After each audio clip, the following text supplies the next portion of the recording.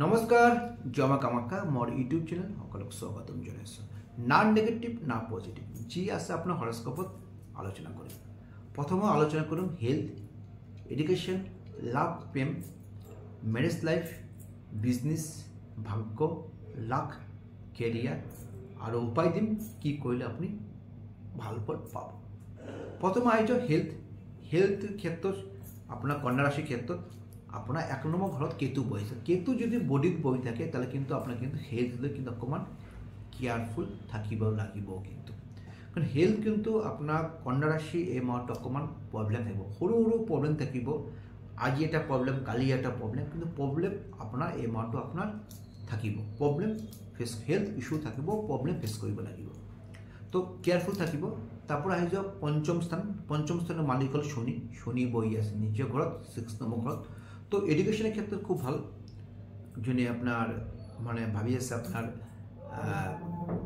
এক্সামের কারণে বা আপনার এডমিশন লব বা আপনার এই মাহটো যারা যারা আপনার সায়েন্স বা মেডিকেল লই বা ইঞ্জিনিয়ারিং লই এক্সাম দিব বা ভাবি আছে, তো মে মাহত কিন্তু আপনার কিন্তু খুব ভালো ফল পাব। কিন্তু মে মাহটো খুব ভালো, শনি বহি আছে পঞ্চমপতি 6 হাউস বহি আছে। এডুকেশন বা হায়ার এডুকেশন খুব ভালো, বেয়া নহয়। প্রেম ক্ষেত্রে আহি যাও, পঞ্চমপতি মালিক প্রেম হল শনি বহিছে 6 নম্বর ঘরত। তো 6 নম্বর ঘর শনি যদি বহি থাকে ভাল, বেয়া নহয়, ভাল। কিন্তু আপনার শনি যদি কি হয় আকৌ মাইন্ড টু চেঞ্জ, অকমান নেগেটিভ থটবিলাক আহি থাকে। তো এই নেগেটিভ থট বা আপনার ডাউট করা এইবিলাক অকমান কেয়ারফুল থাকিব, অকমান থাকিলে ডিসকাস করব, কোনো প্রবলেম নাই। তারপর আহি যাও আমি ভাগ্যস্থানে আহি যাও।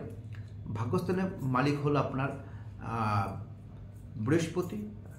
ভাগ্যস্থানের 9 হাউসে মানে শুক্র।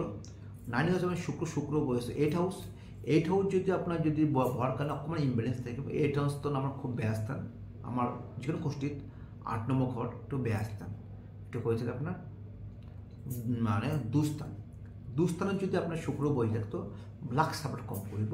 18 মে লেখে 19 মে যেতে শুক্র ট্রান্সফার করব, তারপর কিন্তু আপনি কিন্তু পজিটিভ রেজাল্ট পাব। কিন্তু বেয়া নহয়, কিন্তু অকমান মানে 18 মে লেখাও প্রবলেম থাকিব।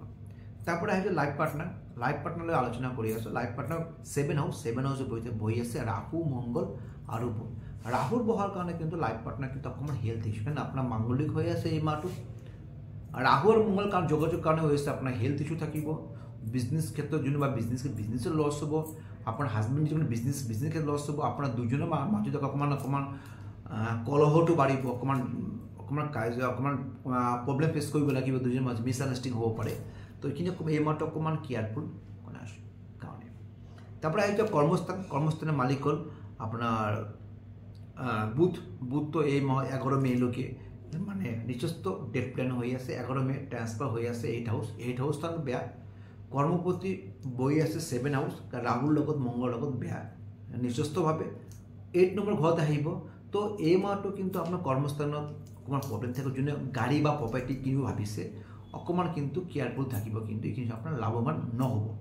আর য'ত আছে তাতে থাকিব, কোনো ট্রান্সফার হওয়া অথবা কোনো ট্রান্সফার কারণে আপনার ফর্ম ফিল আপ বা এইবিলাক কৰিব নালাগে বা ডিসকাস কৰিব নালাগে, য'ত আছে তাতে কৰ্মস্থান আহিব। উপায় দিছোঁ এটা, কৰিবা এটা দুবৰি বন আৰু আদা কোনো গণেশ মন্দিৰ দান কৰিব, ভাল ফল পাব। বৃহস্পতিবাৰ অথবা পূৰ্ণিমা কৰে মিনিমাম যিমান পাৰে পূৰ্ণিমা এটা কৰিব, নহলে আপনার প্রত্যেক বৃহস্পতিবার দান করে ভাল ফল পাব। যদি মোর ভিডিও ভাল লাগে লাইক এন্ড শেয়ার কৰিব পাৰে।